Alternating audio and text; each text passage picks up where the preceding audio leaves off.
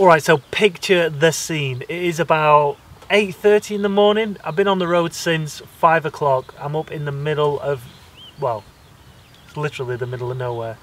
Ulverston, somewhere near Barrow. I'm heading into the office. But before I do, what I wanted to do for this week's video, or this video, is to break down one of my training sessions. It's not a usual road session. This is more based around track or indoor, but I'm sick of it. I'm sick of being indoors, and somehow I've been blessed with a bit of sunshine. So I just thought I'd pull up and I'd do my session out on the road somewhere. This session is called Tractor Pulls. So I'm going to get changed and then we're going to get cracking. Edit! Oosh! Editing! Oosh! Oosh! Oosh! Oosh! Editing! Let's get this show on the road.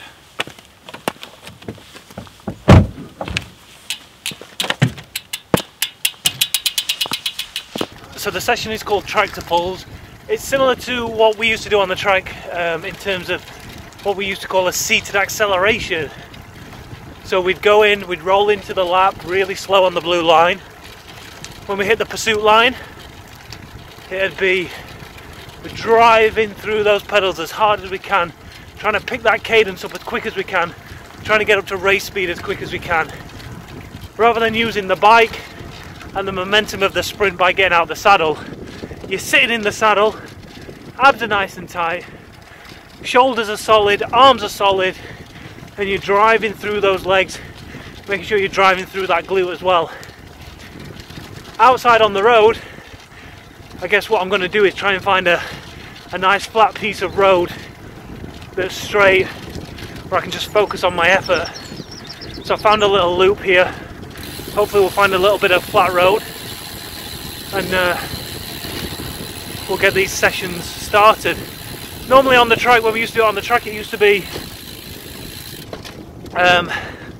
maybe half lap accelerations or lap accelerations or 500 meter accelerations.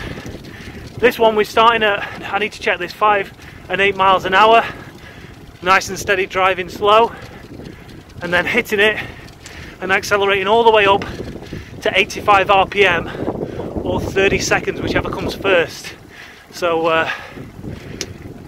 yeah, it's going to be brutal. So I'm just going to warm up now, get a few sessions. So I'm just going to warm up now. And then get a few efforts under my belt, and I'll report back on just how horrid they are. So here I am rolling into one of the efforts, and what I'm doing here is looking for my markers on the road where I'm using to make start line. So here at that grate, I'm getting ready to press my lap timer. As soon as I hit my lap timer, that's when I'm going to go. And then secondary, I'm looking for that. So as soon as I see that, that's when I'm going. Hit that lap timer, boom. Abs are nice and tight. We're driving hard now. Seated driving all the way through those pedals. We're trying to reach a maximum cadence here of 85%. We're about 15 to 20 seconds into it. There's just a little grate around here somewhere. When I get to that, that's when around 15 seconds. Just have to get bump here, boom. And I'll bash straight past that, and that's the end. After that, we're riding up that road, and then we're going to stop every time. Right back down, nice and easy, reset and go again. With these efforts, it's all about keeping everything nice and controlled, keeping those hips level, driving through those hips, driving through those glutes, and getting those legs out of the way of each other. Because there's nothing worse than pushing down on that pedal if you're not pulling back up on the opposite pedal. So pushing down on the right, using that hamstring in that left leg to pull that pedal back up, get that leg out of the way as quick as you can to then drive that forward, and just keep repeating that process until you get those legs up to speed, and then it becomes a lot easier. It's as easy as that. So 7 efforts done, 8 to go. The plan was anywhere between 15 and 20. Now I'm going to err on the side of caution just because it's the first session of doing anything kind of strength based in a few years now, probably 3 years, 4 years maybe, and there's no point going balls deep and regretting it. I did that too many times as a teenager, training hard, you know. So we're going to go for 15. What I've noticed is it puts a huge amount of rotational force on your hip your lower back, and you've really got to tense those abs up, and they're waking up. They've not been this awake for a while, so I'm getting sensations where I've not had sensations for a while, so it's nice to feel that. So yeah, just gonna have a little bit of a little 2k loop around here now, just a bit of recovery. Then I'm gonna finish off that set of 8 reps. Beautiful around here, absolutely beautiful. When it's like this. If it was raining, damp and dreary, it'd be another story, but when it's like this, oh my god, this place is beautiful.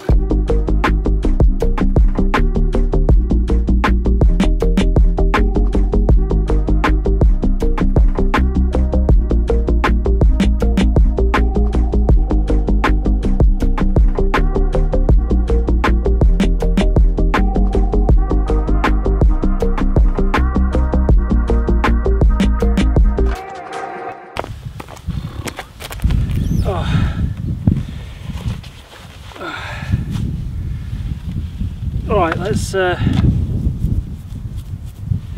head back to the office, try and analyse one of these efforts and explain to you exactly what's going on and what I'm doing, and if you were to do it, what you need to be kind of thinking about when you smash those pedals to pieces. Ooh.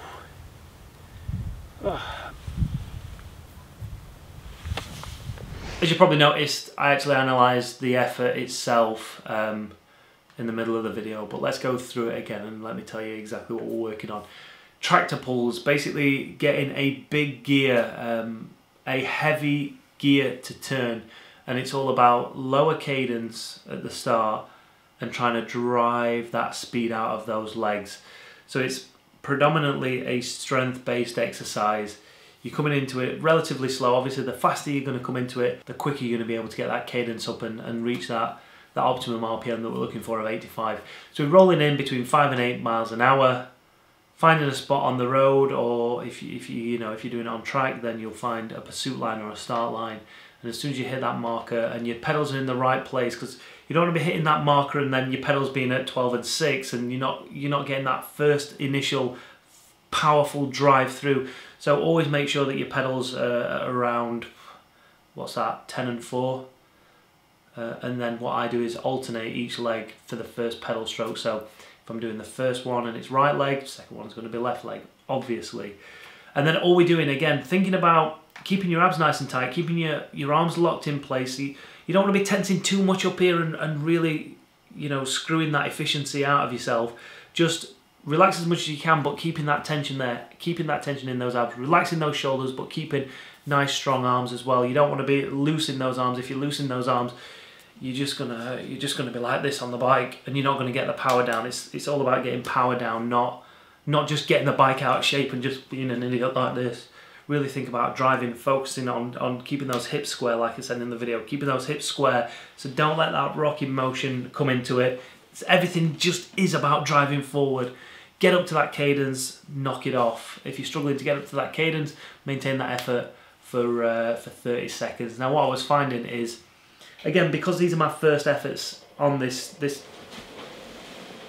because it's the first time doing these efforts for a very long time, I went for the lower end of rep range. So I was going for 15 to 20 and I ended up doing 15.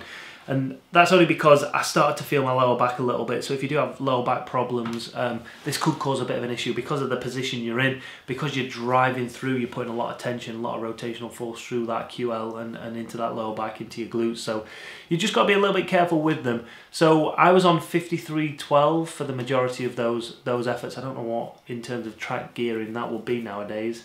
I have no idea, but it's a heavy gear. It's heavy enough to really work the effort that you're trying to work. Just throwing them in once a week, it's going to improve your cycling immensely.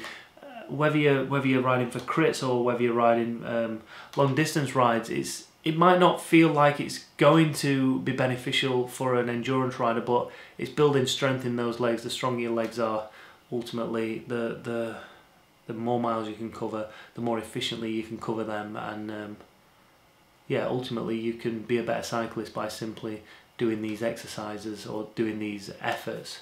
If you've enjoyed this video, make sure you give it a thumbs up. If you've not done already, hit that like button, hit that subscribe button, and hit that little notification bell so you know when we're going live with our live streams or we're going to be dropping a new video.